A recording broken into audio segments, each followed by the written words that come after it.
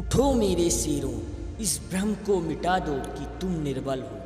तुम एक अमर आत्मा हो, स्वच्छंद जीव हो, धन्य हो, सनातन हो। तुम तत्व नहीं हो, ना शरीर हो, तत्व तुम्हारा सेवक है। तुम तत्व के सेवक नहीं हो। उनकी सारी शक्तियाँ पहले से ही हमारी हैं। वो हम ही हैं जो अपनी आंखों पर हाथ रख लेते हैं और फिर रोते फिरते हैं कि कितना अंधकार है। जिस तरह से विभिन्न स्रोतों से उत्पन्न धाराएं अपना जल समुद्र में मिला लेती, उसी प्रकार मनुष्य द्वारा हर मार्ग, चाहे अच्छा हो या बुरा, भगवान तक जाता है। किसी की निंदा ना करें। अगर आप मदद के लिए हाथ बढ़ा सकते हैं तो ज़रूर बढ़ाएं। अगर नहीं बढ़ा सकते तो अपने हाथ जोड़िए, अपने भाइयों को आशीर्वाद दीजिए और उनके मार्ग पे जाने दीजिए। कभी मत सोचिए कि आत्मा के लिए कुछ असंभव है। ऐसा सोचना सबसे बड़ा विधर्म है। अगर कोई पाप है तो वो यही है, ये कहना कि तुम निर्बल हो या अन्य निर्बल है।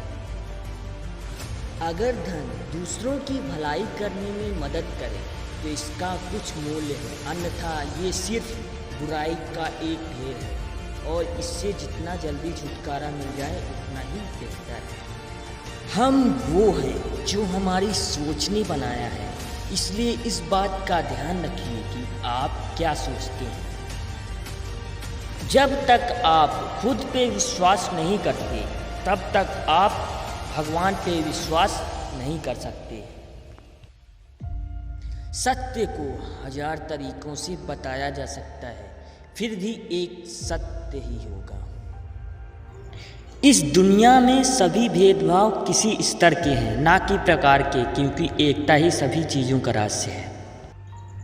हम जितना बाहर जाएं और दूसरों का भला करें, हमारा हृदय उतना ही शुद्ध होगा और परमात्मा उसमें बसेंगे।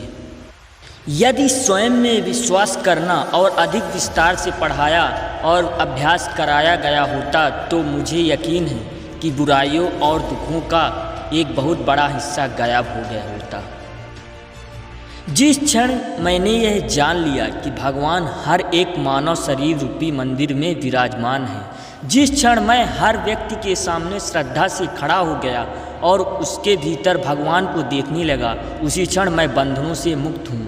हर वो चीज़ जो बांधती है नष्ट हो गई और मैं स्वतंत्र हूँ। भगवान की एक परम प्रिय के रूप में पूजा की जानी चाहिए, इस या अगले जीवन की सभी चीज़ों से बढ़कर। एक विचार लो, उस विचार को अपना जीवन बना लो, उसके बारे में सोचो, उसके सपने देखो, उस विचार को जियो। अपने मस्तिष्क, मांसपेशियों, नसों के हर हिस्से को उस विचार में डूब जाने दो और बाकी सभी विचार को किनारे रख दो। यही सफल होने का तरीका है। वेदांत कोई पाप नहीं जानता, वो केवल त्रुटि जानता है। और वेदांत कहता है कि सबसे बड़ी त्रुटि यह कहना है कि तुम कमज़ोर हो, तुम पापी हो, एक तुच्छ प्राणी हो और तुम्हारे पास कोई शक्ति नहीं है और तुम ये वो नहीं कर सकते। हमारा कर्तव्य है कि हम हर किसी को उसका उच्चतम आदर्श जीवन जीने के संघर्ष में प्रोत्साहन करें और साथ ही साथ उस आदर्श को सत्य के जितना निकट हो सके लाने का प्रयास करें।